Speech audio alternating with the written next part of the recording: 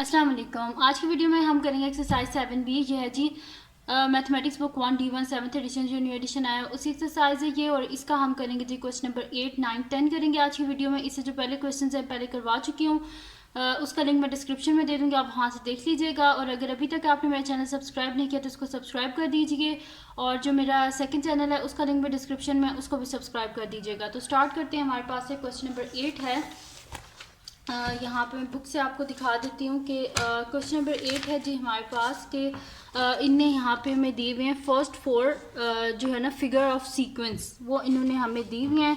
तो इनको देख के हमने जो है ना वो बनानी है बाकी फिगर्स। तो यहाँ से मैं आपको ये दिखाती हूँ, अब आपको ये सही नज़र आ रहा होगा। तो यहाँ पे लिखा हुआ है जी first 4 figure of the sequence are as shown. यहाँ पे देखिए जो फर्स्ट फिगर है इसके बीच में हमारे पास कितने ट्राइंगल्स हैं, 1 2 3 4 ट्राइंगल्स हैं। सेकंड जो फिगर है इसके बीच में कितने ट्राइंगल्स हैं हमारे पास, 1 2 3 4 5 6 7 8 9 ट्राइंगल्स हैं। इसी तरह थर्ड फिगर है, फोर्थ फिगर है। अब वो इसके फर्स्ट पार्ट में कह रहे हैं draw the next 2 figures of the sequence. हमने इसी सीक्वेंस की नेक्स्ट 2 फिगर्स को जो हमने बनाना है। अच्छा, इसमें एक चीज़ मैं आपको बता दूँ, बहुत ईजी है, और जो है ना आपको भी पता चल जाएगा कि आपने ट्राइंगल्स को इनको बनाना किस तरह है। तो देखिए ट्राइंगल बनाना है, उसके बीच में एक लाइन आपने ड्रॉ करनी है, क्योंकि फर्स्ट फिगर है तो सिर्फ एक लाइन ऐसे ड्रॉ करनी है हॉरिजेंटली, और उसके बीच में बस एक ट्राइंगल बना देना है। फिर फिगर 2 है, उसके बीच में ये देखिए 2 हॉरिजेंटल लाइंस ड्रॉ करनी है। फर्स्ट लाइन में एक ट्राइंगल, सेकंड में 2 ट्राइंगल्स। इसी तरह थर्ड फिगर है तो इसमें 3 लाइंस, 1 2 3 लाइंस ड्रॉ करनी है।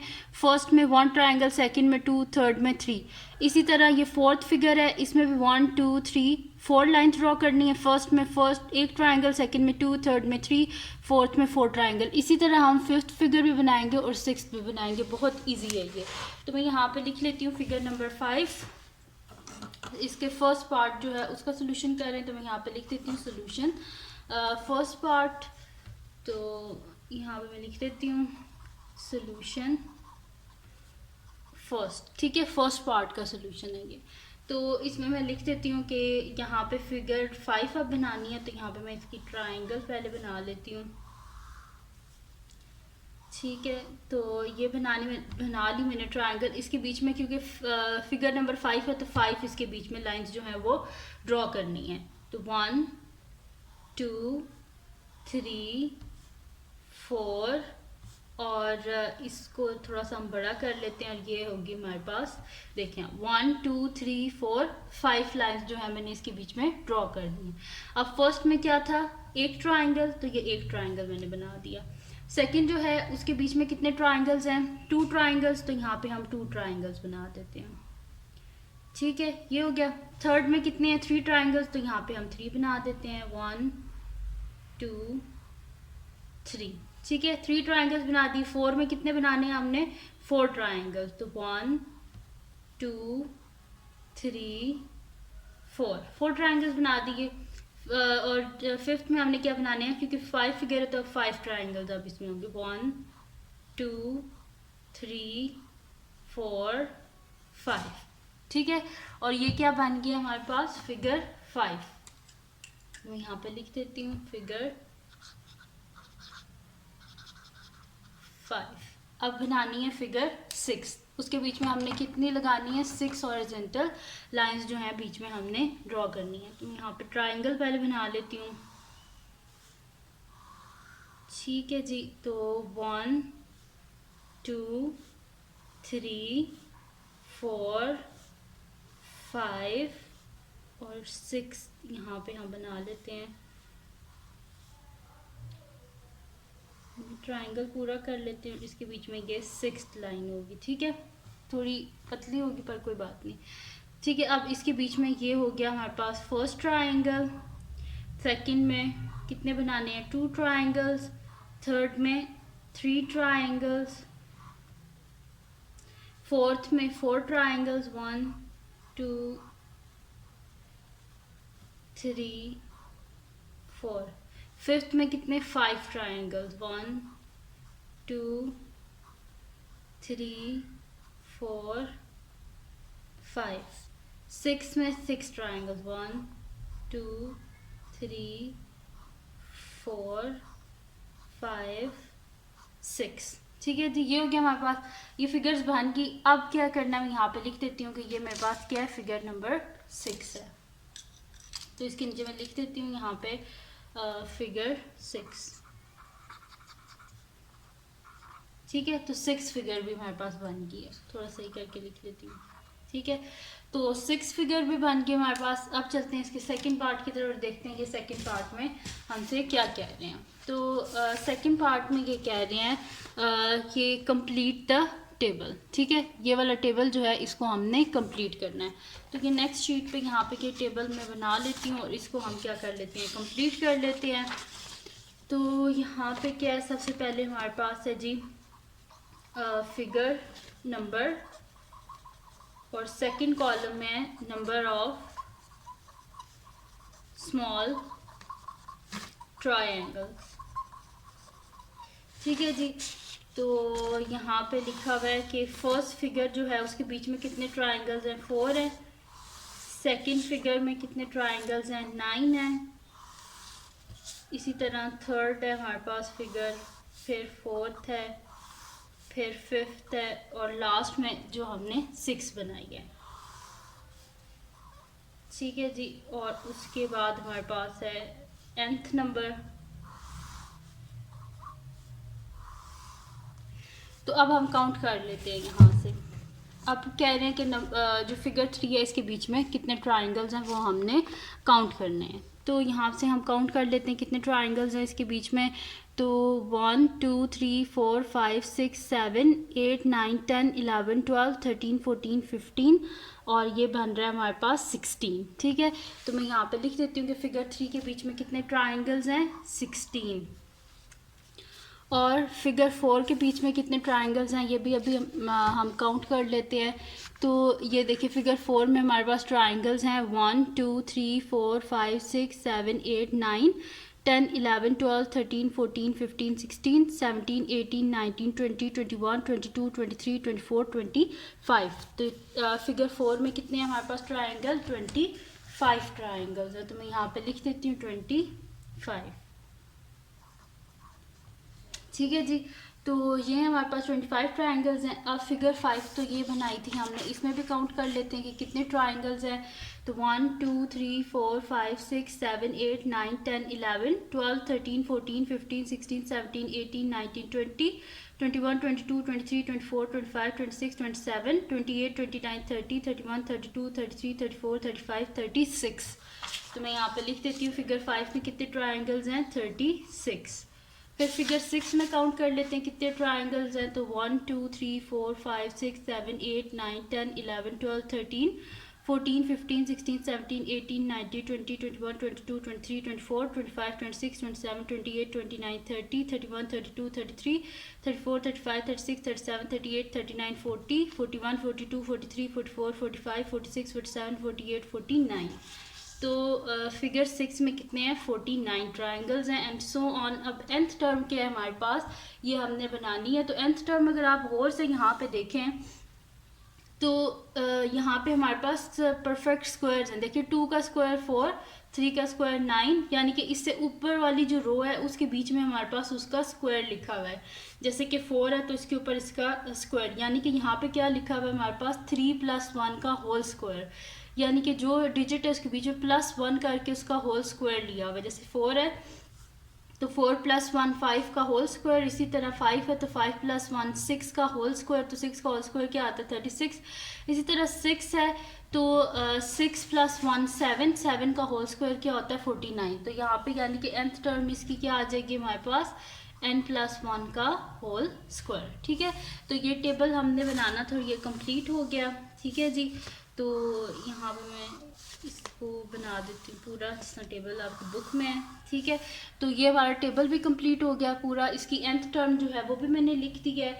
अब इसमें देखते हैं क्या कह रहे हैं। अब थर्ड इसका पार्ट है जिसमें ये हमसे कह रहे हैं कि यहाँ से बुक से मैं आपको दिखा देती हूँ कि थर्ड पार्ट ये है कि इसमें ये कह रहे हैं हमसे कि find the number of triangles in the 20th figure. 20th figure में कितने ट्रायंगल्स होंगे। तो जाहिर सी बात है 20 + 1 का होल स्क्वायर कर देंगे तो हमारे पास इसका आंसर आ जाएगा। तो मैं फिर यहाँ पर लिख देती हूँ कि 20+1, ठीक है। तो ये फिगर जो फर्स्ट पार्ट भी हो गया, ये इसका सेकंड पार्ट था, इसके ऊपर मैं लिख भी देती हूँ। ये हमारे पास सेकंड पार्ट है। अब क्या करना है, थर्ड करना है, तो मैं यहाँ पे लिख देती हूँ थर्ड पार्ट, ठीक है। तो थर्ड पार्ट यहाँ पे मैं लिख देती हूँ, और थर्ड पार्ट में कह रहे हैं कि अगर हमारे पास ट्रायंगल्स कितने हैं, 20 है, सॉरी, अगर हमारे पास फिगर नंबर 20 है तो हमारे पास कितने जो है उसके बीच में ट्रायंगल्स होंगे। तो मैं यहाँ पे लिख देती हूँ कि व्हेन सोल्यूशन, साथ लिख देती हूँ कि मैं थर्ड पार्ट का सोल्यूशन कर रही हूँ। इसमें मैं लिख देती हूँ when n is equals to 20, तो n+1 का होल स्क्वायर हमारे पास क्या हो जाएगा, क्योंकि नंबर ऑफ फिगर 20 है अगर, तो फिर इसमें हमने जब number of triangles find out करने हैं तो हम क्या करते हैं, n+1 का होल स्क्वायर। तो n हमारे पास क्या है 20, तो यहाँ पे हो जाएगा 20+1 का होल स्क्वायर, यानी कि 21 का होल स्क्वायर। तो इसका स्क्वायर फाइंड आउट कर लेते हैं। 21 को 21 से मल्टीप्लाई कर देते हैं। 1 × 1 1, 1 2 2, मल्टीप्लाई बाय 2 1 2, 2 2 4, 1 4 4, यानी कि क्या आ रहा है हमारे पास 441। तो मैं यहाँ पे लिख देती हूँ इज इक्वल्स टू 441। तो हमारे पास क्या आ जाएगा, number of triangles in 20th figure is equals to 441। यहाँ पे लिख भी देती हूँ number of triangles in 20th figure is equals to, हमारे पास क्या आ जाएंगे 441। इसके बीच में 441 स्मॉल ट्राइंगल्स होंगे, ठीक है जी। ये हो गया हमारे पास। अब देखते हैं इसका नेक्स्ट पार्ट हमारे पास है कि यहाँ पे मैं आपको दिखा देती हूँ। इसका नेक्स्ट पार्ट है जी हमारे पास, अब इसका फोर्थ पार्ट है कि find the value of n for which the figure has 121 small triangles. अगर एक फिगर है जिसके बीच में 121 स्मॉल ट्राइंगल्स है, तो वो हमारे पास जो है वो कौन सी फिगर है, तो वो हमने फाइंड आउट करने हैं कि क्या हमारे पास वो फिगर कौन सी है, नंबर ऑफ फिगर हमने फाइंड आउट, यानी कि n की वैल्यू को हमने फाइंड आउट करना। तो मैं यहाँ पे लिख देती हूँ फोर्थ पार्ट का सोल्यूशन। तो यहाँ पे हमारे पास गिवन कुछ इस तरह है कि n इज इक्वल्स टू हमारे पास होता है जी n+1 का होल स्क्वायर। तो अब हमारे पास यहाँ पे सिंपल सी मैं आपको एक बात बताती हूँ कि यहाँ पे हमारे पास n+1 की वैल्यू गिवन है। तो मैं यहाँ पे लिख देती हूँ n+1 whole square is equals to हमारे पास क्या है 121, क्योंकि हमारे पास क्या गिवन है, ये देखिए नंबर ऑफ स्मॉल ट्राइंगल्स किसके इक्वल है, n+1 होल स्क्वायर के इक्वल है। तो हमारे पास इस n+1 होल स्क्वायर यानी कि नंबर ऑफ स्मॉल ट्राइंगल्स हमारे पास गिवन है। तो हमने फाइंड आउट करना है कि वो कौन सी ऐसी फिगर है जिसके बीच में 121 स्मॉल ट्राइंगल्स है। तो यहाँ से हम क्या करते हैं कि n की वैल्यू को यानी कि फाइंड आउट करना है, तो बोथ साइड पे हम लोग क्या कर लेते हैं, स्क्वायर रूट ले लेते हैं। तो अंडर रूट 121, तो ये स्क्वायर और square root cancel out, n+1 is equals to यहाँ पे क्या हो जाएगा हमारे पास अंडर रूट 121 क्या होता है 11 का स्क्वायर, ये स्क्वायर और स्क्वायर रूट कैंसिल आउट, यानी कि n+1 जब भी स्क्वायर रूट हटता है तो हमारे पास क्या वैल्यूज आती हैं, प्लस माइनस में आता है। तो ये प्लस माइनस 11 हो जाएगा। तो हम इसे लिखेंगे कि n+1 इज इक्वल्स टू 11, और इसी तरह हमारे पास हो जाएगा कि n+1 इज इक्वल्स टू -11। तो ये हो जाएगा n is equals to, both side से 1 को माइनस कर देंगे तो 11 - 1, तो n इज इक्वल्स टू 10, और इस साइड पे हो जाएगा, इस साइड पे बोथ साइड से 1 माइनस करेंगे तो -11 - 1, तो n इज इक्वल्स टू यहाँ पे क्या हो जाएगा हमारे पास -12। अब जो नंबर ऑफ फिगर है वो कभी माइनस में तो हो नहीं सकता, क्योंकि n जो है वो हमेशा n की वैल्यू जो है वो ग्रेटर देन 0 होती है। तो मैं यहाँ पे लिख भी देती हूँ since n is greater than 0। तो वो कौन सी फिगर है हमारे पास, फिगर नंबर 10 है, जिसके अंदर टोटल ट्राइंगल कितने हैं 121। तो मैं यहाँ पे लिख देती हूँ सो n इज इक्वल्स टू 10। ये आ गया हमारे पास इसका आंसर, यानी कि वो फिगर नंबर 10 है जिसके बीच 121 स्मॉल ट्राइंगल्स हैं।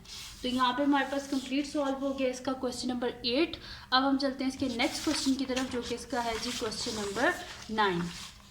तो नेक्स्ट शीट ले लेते हैं और उस पर मैं आपको इसका क्वेश्चन नंबर 9 जो है वो मैं आपको दिखा देती हूँ तो क्वेश्चन नंबर 9 जो है वो हमारे पास है कि यहाँ पे ये इन्होंने हमें दिखाया हुआ है एक सीक्वेंस पैटर्न जो है वो दिखाया हुआ है कि consider the following number pattern.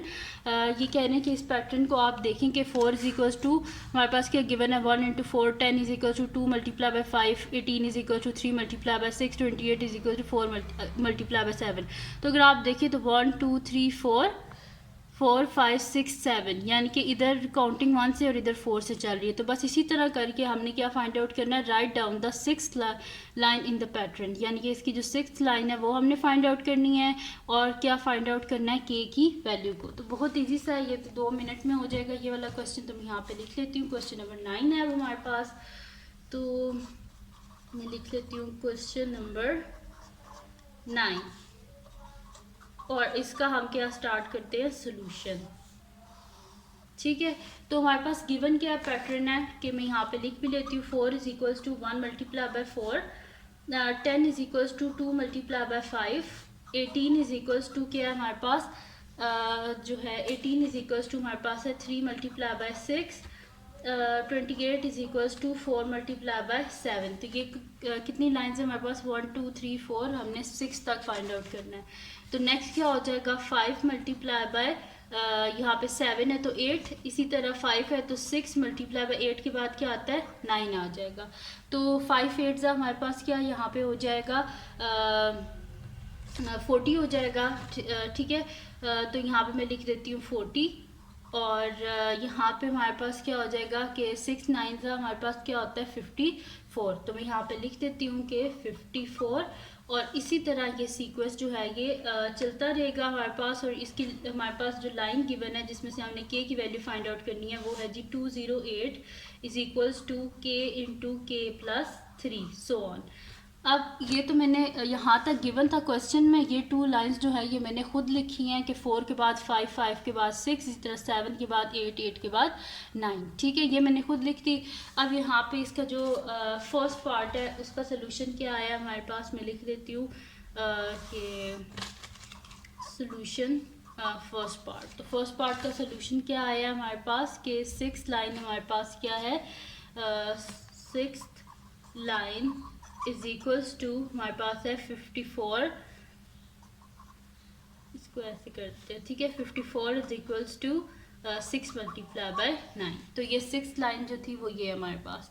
अब जी इसका देख लेते हैं सेकंड पार्ट। सेकंड पार्ट में लिखा हुआ है यहाँ पर, मैं लिख लेती हूँ। सेकंड पार्ट है जी डिड्यूस, यानी कि हमने क्या फाइंड आउट करनी है के की वैल्यू। तो डिड्यूस द वैल्यू ऑफ के की वैल्यू को हमने फाइंड आउट करना है।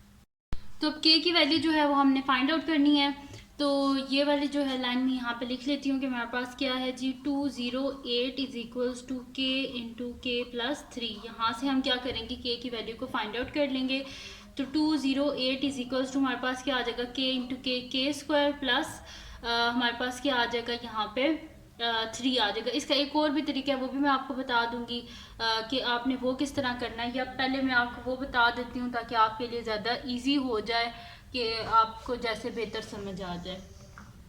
तो इसको अभी यहीं पर रहने देते हैं, ये भी मेथड मैं आपको भी बताऊंगी। ठीक है, तो सबसे पहले हमारे पास क्या 208, तो एक नेक्स्ट शीट में लेती हूँ जिस पर 208 का मैं पहले यहाँ पे LCM ले लेती हूँ। तो ये लिख लेती हूँ मैं 208, 2 1 2 0 एज इट इज़, 2 4 8, 2 5 10। ठीक है, ये 2 10 20 और 2 4 8 और 2 5 10 और 2 2 4, फिर 2 2 4 1 कैरी 2 6 12, 2 1 2 2 3 6 13 1 13। ये हो गया हमारे पास। अब यहाँ पे क्या है हमारे पास कि वो कह रहे हैं आप क्या करें के की वैल्यू को फाइंड आउट करें। तो के की वैल्यू को फाइंड आउट करना कोई इतना मुश्किल नहीं है हमारे लिए कि हमने क्या करना है 208 किसके इक्वल है के इंटू के प्लस 3 के इक्वल है हमारे पास। ठीक है, तो के into k plus 3 equals to, तो यहाँ पे मैंने लिख लिया के इंटू के प्लस 3।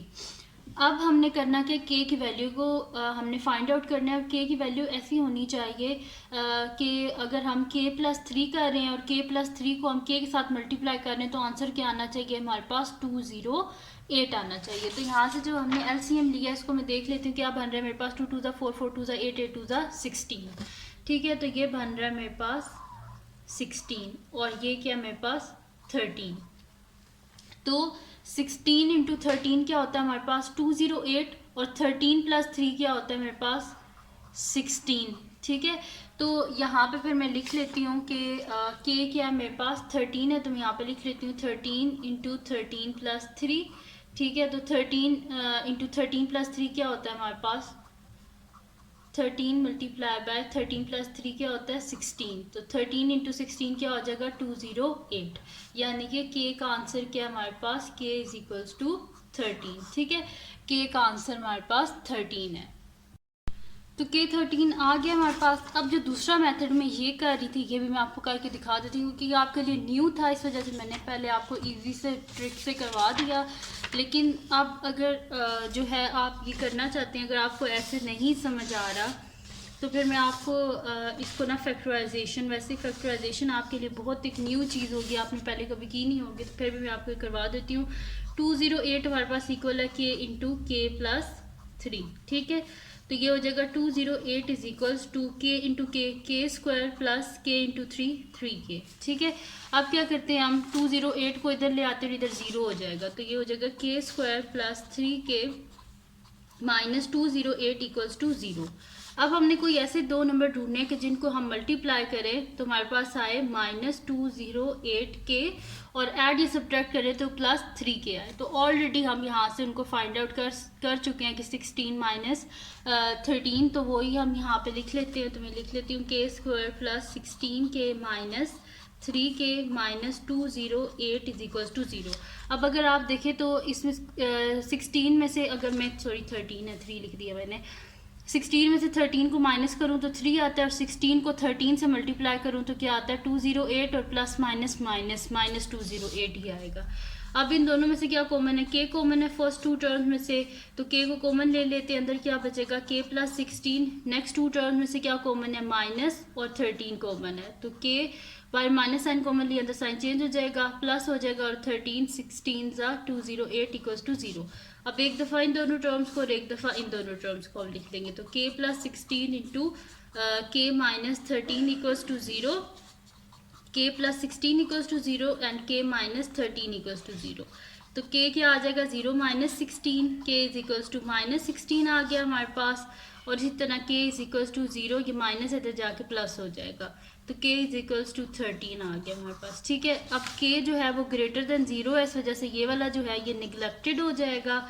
ठीक है, यानी कि के का आंसर क्या आ गया 13। अब आपकी मर्ज़ी, आप इस तरह करना चाहते हैं फैक्टराइजेशन के थ्रू के का आंसर फाइंड आउट करना चाहते हैं या सिंपल एलसीएम लेके ऐसे करना चाहते हैं। अब ये आपकी मर्ज़ी, आप जैसे करना चाहें आप वैसे कर लें। ठीक है जी, तो ये हो गया।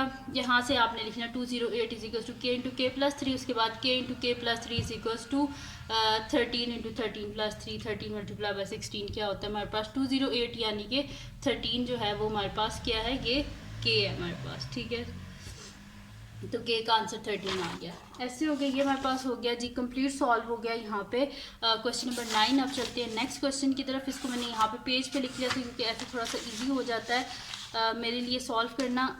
तो क्वेश्चन नंबर 10 है जी हमारे पास, consider the following number pattern. ये जो गिवन नंबर पैटर्न है इसको वो कह रहे हैं आप देखें, और जैसे लिखा हुआ है 1 + 3 = 4, 4 क्या होता है 2 का स्क्वायर, और 1 + 1 क्या होता है 2, 2 का स्क्वायर दोबारा 4 ही वही चीज़ है। अब इसी तरह ये इन्होंने हमें गिवन है यहाँ तक nth तक गिवन है। अब वो कह रहे हैं write down the 5th line in the pattern. तो 5th ये कितनी गिवन है 1 2 3 4, इससे नेक्स्ट जो है वो हमने लिखनी है। तो मैं यहाँ पे लिख लेती हूँ सोल्यूशन। तो लिख लेते हैं जी सोल्यूशन। फर्स्ट पार्ट का हमने क्या लिखनी है 5th लाइन लिखनी है इसकी, तो मैं यहाँ पे लिख लेती हूँ 5th लाइन।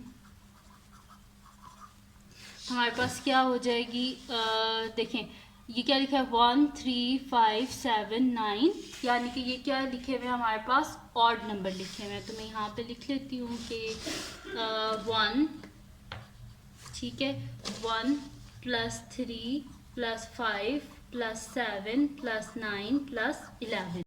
तो अब इनको हम ऐड कर लेते हैं। 11 + 9 मेरे पास क्या हो जाएगा 20, 20 + 7 27, 27 में 5 को ऐड करें तो 32, 32 में 3 को ऐड करें 35, और 35 में 1 को ऐड करें 36, तो मैं यहाँ पे लिख लेती हूँ इज इक्वल टू मेरे पास क्या आ रहा है 36, और 36 किसका स्क्वायर होता है 6 का, तो ये हमारे पास क्या आ जाएगा 4 + 1 लिखा हुआ है ना, तो हम यहाँ पे क्या लिख लेंगे 5 + 1, 5 + 1 क्या होता है 6 ही होता है, 6 का स्क्वायर 36। ठीक है, तो 5th लाइन लिखनी थी और ये हमने लिख ली है, बहुत ईजी से ये क्वेश्चन हैं। अच्छा, अब उसके बाद लिखा हुआ है सेकंड पार्ट है कि गिवन दैट बी, अगर हमारे पास 169 है, find the value of a c and d. तो यहाँ पे हम देख लेते हैं, इन्होंने हमें बताया कि ये हमारे पास ए है और ये हमारे पास क्या है, यहाँ पे ये बी है हमारे पास और ये सी है।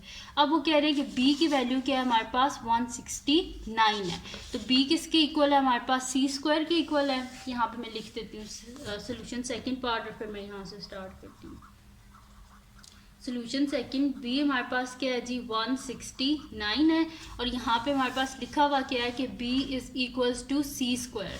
तो मैं लिख लेती हूँ कि since B is equals to C square, तो हमारे पास क्या आ जाएगा C square is equals to 169। हमें सी का आंसर चाहिए, जैसे बोथ साइड पे स्क्वायर रूट ले लेंगे, ये कैंसिल आउट हो गया। तो यहाँ पे क्या आ जाएगा 169 क्या होता है 13 का स्क्वायर होता है ना, तो c is equals to √13 square, square और square root cancel out, c is equals to +-13, क्योंकि c जो है वो ग्रेटर देन 0 है, c इज़ ग्रेटर देन 0, तो c का आंसर क्या आ जाएगा हमारे पास 13। नेगेटिव साइन जो है उसको हम क्या कर देंगे निगलेक्ट कर देंगे। ठीक है, तो यहाँ पे हमारे पास आ गया जी c का आंसर आ गया। अब हमने क्या फाइंड आउट करना है, डी का आंसर फाइंड आउट करना है और ए का आंसर फाइंड आउट करना है। और ए का आंसर हम किस तरह फाइंड आउट कर सकते हैं, अगर हमें सी और डी दोनों का आंसर पता होगा तभी तो हम फाइंड आउट कर सकते हैं, क्योंकि अगर आप देखें यहाँ पे तो किस तरह लिखा हुआ है, ये हमारे पास ए की वैल्यू है ना ये सारी, तो यहाँ पे क्या लिखा हुआ है हमारे पास 2 + 1 3, 3 + 2 5, और इसी तरह हमारे पास लिखा हुआ है 4 + 3 7, 5 + 4 9।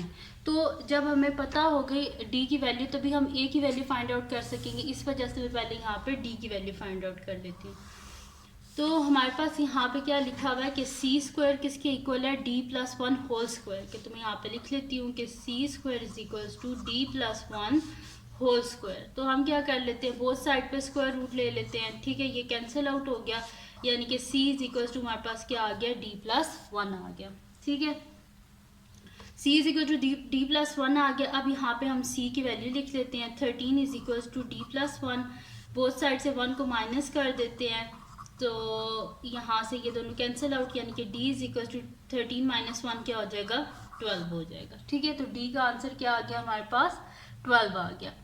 अब क्या फाइंड आउट करना है हमने a, तो a हमारे पास किसके इक्वल अभी मैं आपको बता चुकी हूँ, ये हमारे पास c की वैल्यूज़ हैं सारी और ये हमारे पास d की वैल्यूज़ हैं। तो c + d is equals to a, यहाँ पे देखें 2 + 1 3, 3 + 2 5, 4 + 3 7, 5 + 4 9। इसी तरह जो यहाँ पे हमने फाइंड आउट किया था इसमें भी अगर आप देख लें तो 6 + 5 क्या हो रहा है हमारे पास 11। ठीक है, तो यानी कि हमारे पास किसके इक्वल है a, किसके इक्वल है a हमारे पास इक्वल है c + d के, तो मैं यहाँ पे लिख लेती हूँ a is equals to c + d। तो a is equals to c की वैल्यू क्या है हमारे पास 13 और d की क्या है 12, तो a इज इक्वल्स टू हमारे पास क्या आ जाएगा 13 + 12 है, तो ये आ जाएगा 25। ठीक है, तो a का आंसर क्या है हमारे पास 25।